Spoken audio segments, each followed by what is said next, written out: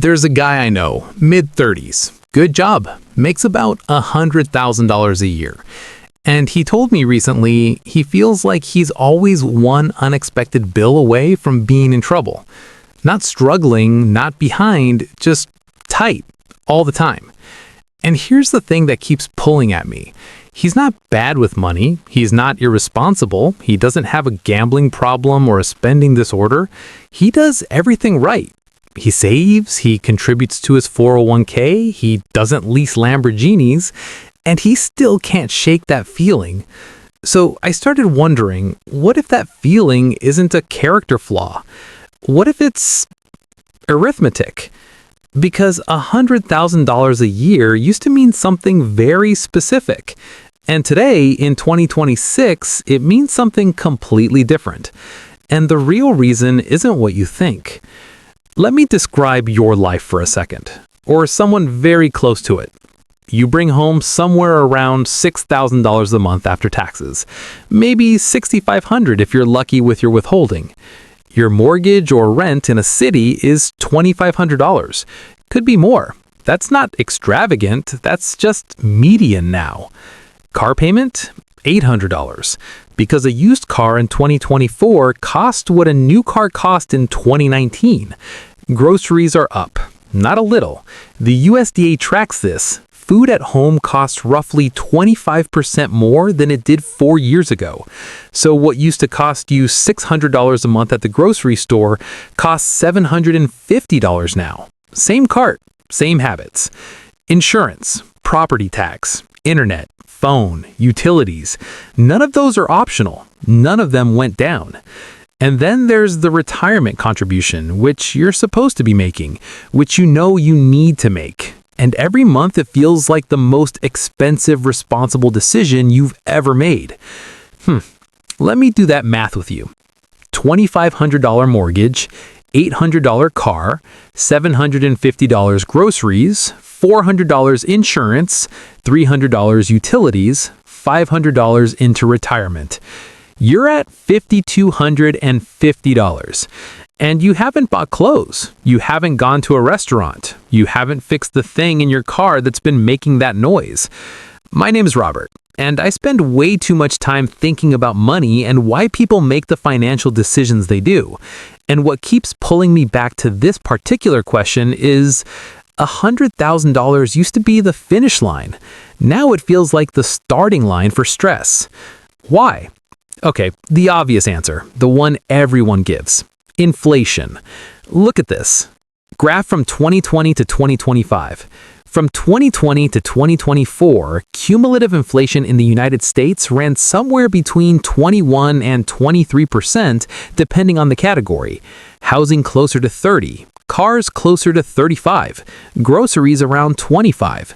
So what your salary didn't go up 20 to 25% during that same window, you are, in real terms, earning less than you were 5 years ago, even if the number on your paycheck is bigger.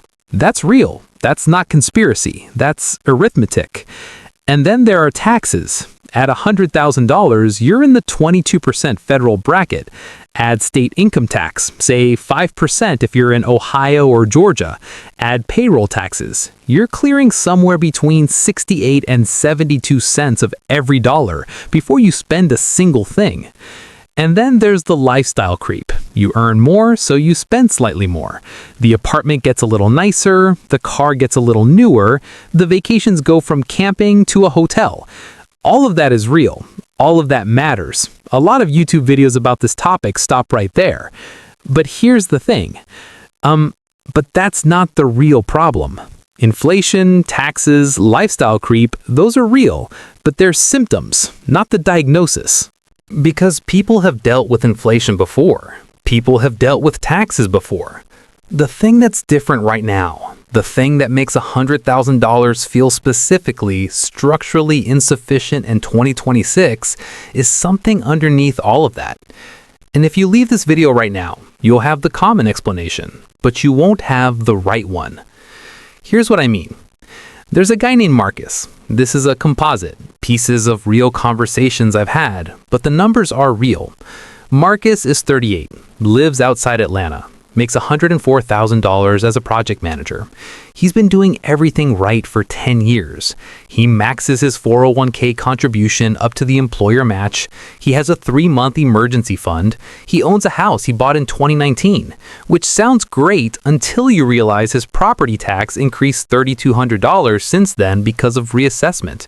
Not because he did anything, because the neighborhood around him got more expensive. And every year, Marcus has roughly the same feeling. I should be further ahead than this. Now, here's what I want to show you.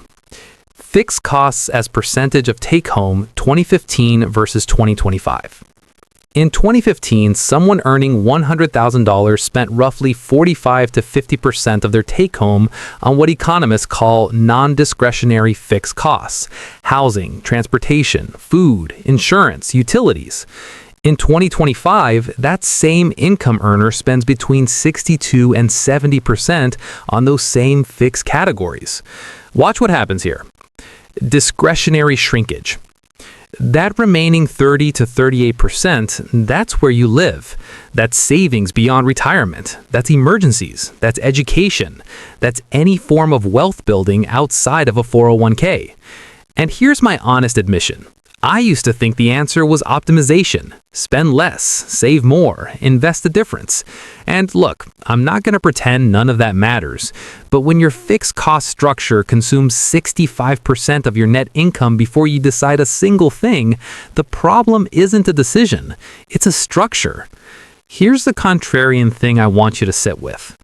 The financial advice industry is built on behavior change. Spend less, save more, invest the difference.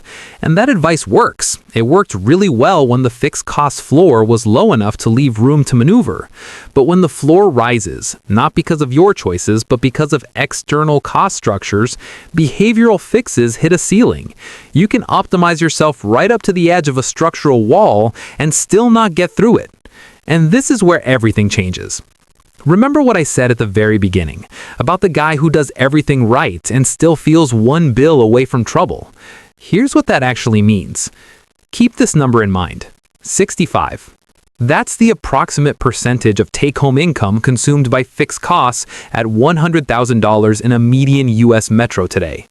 Now let me show you something. The compression model. Fixed costs versus income growth 2010 to 2025.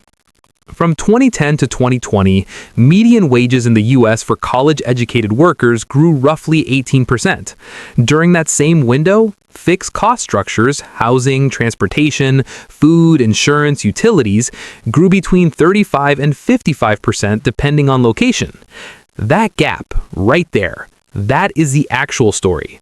This isn't about earning $100,000, it's about what $100,000 is compressed against. Here's how I think about it. Income is pressure. Costs are a container. When the container grows faster than the pressure, your effective power goes down, even if the number on the pressure gauge goes up.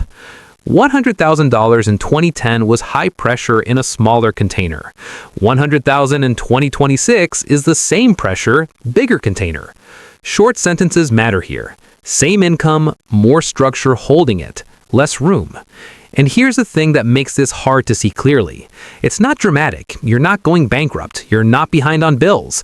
Nothing looks obviously wrong. But the margin, that invisible cushion between where you are and where things get uncomfortable, that margin has been quietly, structurally compressed. The feeling of financial tightness at $100,000 in 2026 isn't anxiety. It's accurate perception. And that changes everything about how you should think about it. Let me say something clearly. You're not irresponsible. If you're earning good money, following reasonable advice, making contributions, paying your bills, and you still feel this pressure, you're not doing it wrong. You're experiencing compression, and compression is a structural condition, not a personal failure. The men I see in this specific income range, mid-30s to mid-40s, 6 figures, working hard, they often carry this quiet sense that they should feel more secure by now, like there's a version of financial stability they were supposed to arrive at, a threshold, and somehow they keep moving toward it and it keeps moving away. That feeling isn't weakness, it's data.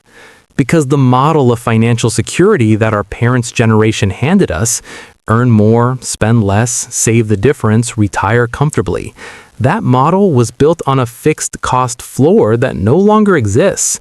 You're not failing to follow the map. You have the right map. The terrain changed.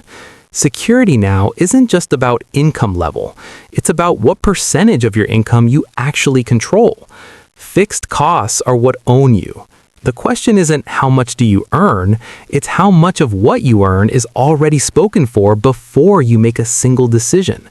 That's worth sitting with, not as a source of anxiety, as a lens.